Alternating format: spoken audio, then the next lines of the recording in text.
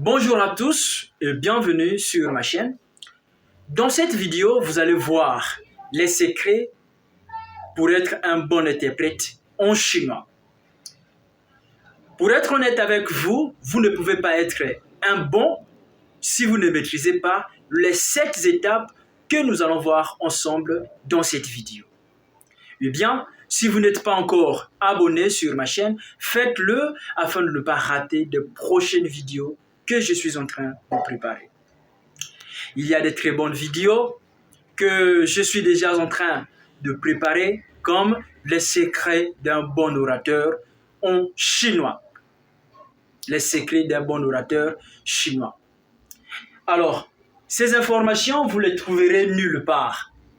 Ces informations, vous les trouverez nulle part. C'est dans cette vidéo seul que vous pouvez trouver ces informations.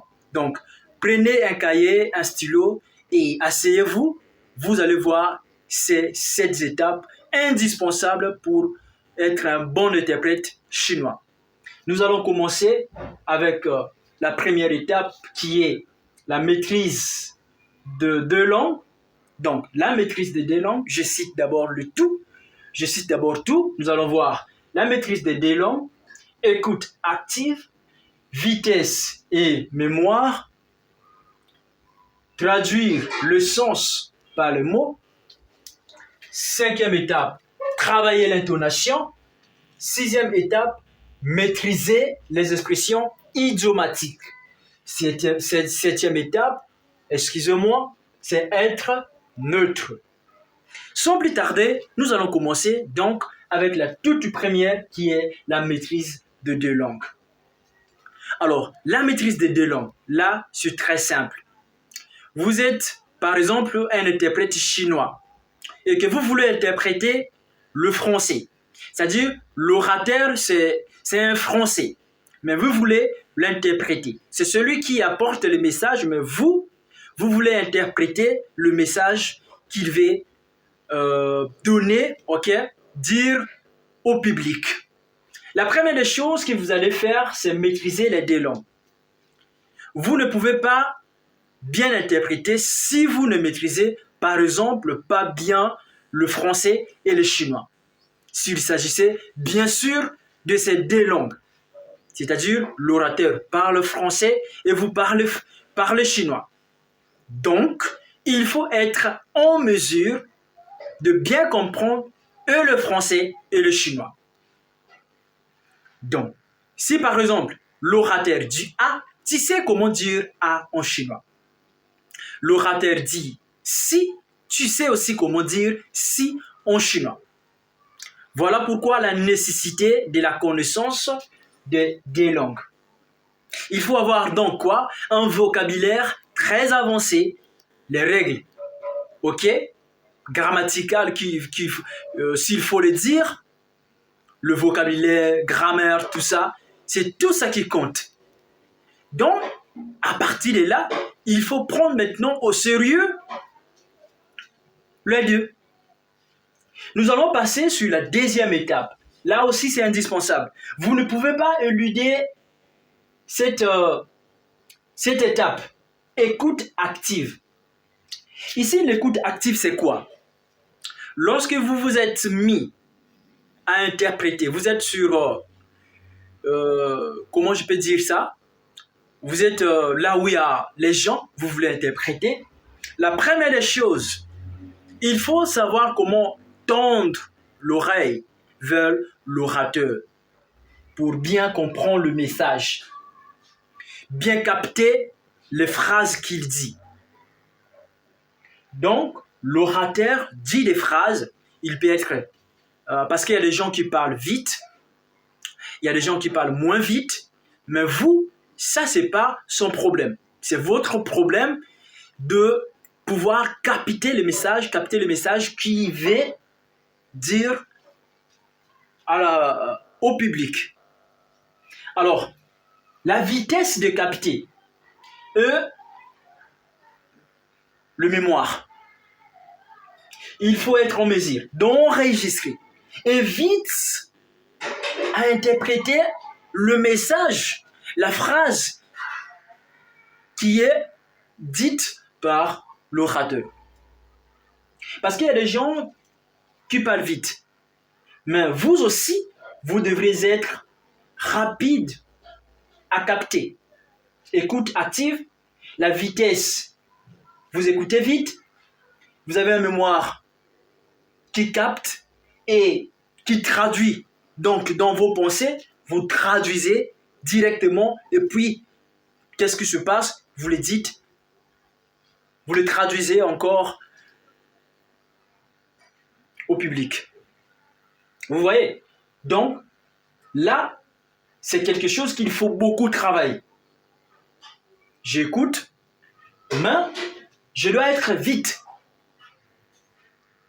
pour comprendre ce qu'il dit, le message, et traduire.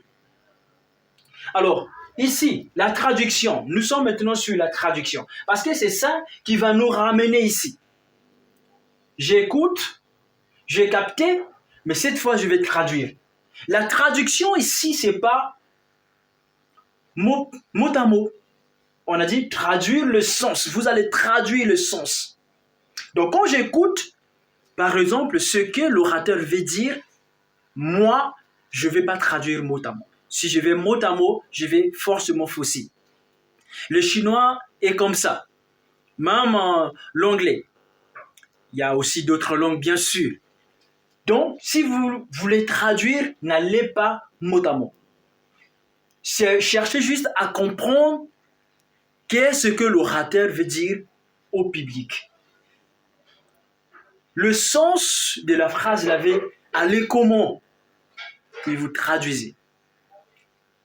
Donc, là, c'est la compréhension du sens du message. Ne traduisez pas mot à mot. Et cinquième des choses qu'on a dit, l'intonation. Là, c'est quelque chose que je demande beaucoup à mes élèves de faire attention. L'intonation. C'est beaucoup plus sur le ton. En chinois, il y a la notion de temps. Je dis souvent à mes élèves, rater, changer le sens. Non, changer le ton en chinois, c'est changer le sens de mot. Si vous changez le ton, si c'était par exemple le premier temps, vous changez, vous allez sur le deuxième temps, vous perdez le sens de ce mot. Donc, apprenez à bien respecter les tons. On parle de l'intonation. L'intonation. Donc, quand j'écoute mon orateur qui parle français et que je vais traduire le mot là, je dois faire attention, moi qui traduis. Pourquoi? Parce que changer de ton, c'est changer le sens de mot en chinois. Je prends un exemple là, en chinois. Lui, il parle français, moi, je parle chinois. Parce que nous, ici, on a dit, le secret pour bien interpréter en chinois. Vous voulez être bon, donc, il faut respecter l'intonation. La maîtrise de quoi? Maîtriser les expressions idiomatiques. Les expressions idiomatiques ne prennent pas souvent leur sens. Comme on dit, si on veut par exemple traduire mot à mot, ces expressions ne vont pas comme cela. C'est comme on a dit tout à l'heure, on ne va pas traduire selon les mots, mais on va traduire selon les sens. Mais les expressions idiomatiques n'ont rien à voir avec l'autre là. Vous allez voir, une expression, c'est comme je prends l'exemple en chinois, non pas en chinois, je prends l'exemple en anglais, on dit « You look like a monkey business ». Oh, you look like a monkey business. Mais cette expression ne va pas se traduire comme tu es comme le singe de business. Non, ça ne va pas se traduire ainsi. Donc, la maîtrise des expressions idiomatiques aussi en chinois, il faut les maîtriser. Très indispensable. Maintenant là, on dit il faut être neutre. Là, c'est sur le côté qu'il faut beaucoup travailler aussi. L'émotion que l'orateur va dégager face au public. Quelles sont les émotions que l'orateur va dégager? Et vous qui êtes en train d'interpréter, comment vous devrez vous mettre debout? Quels sont les gestes que vous devrez poser, vous devrez faire face au public. Donc, si mon orateur fait des gestes, moi forcément, je dois le suivre. La voix, je dois suivre sa voix. Je dois suivre ses gestes, les mouvements qu'il fait, le sourire, tout ça. Tout ça, ça compte pour être un bon interprète. Nous allons continuer ça, nous allons creuser en profondeur. Ça, c'était la première des choses qu'il fallait connaître. Abonne-toi et écris-moi en commentaire. Mais il y a une leçon, excusez-moi, qui est très importante, qui va plus que ça. Parce que vous ne pouvez pas être bon si vous ne maîtrisez pas d'abord, dans un premier lieu, le secret que nous allons voir dans la vidéo prochaine. Abonne-toi et dis-moi en commentaire si tu apprécies la vidéo.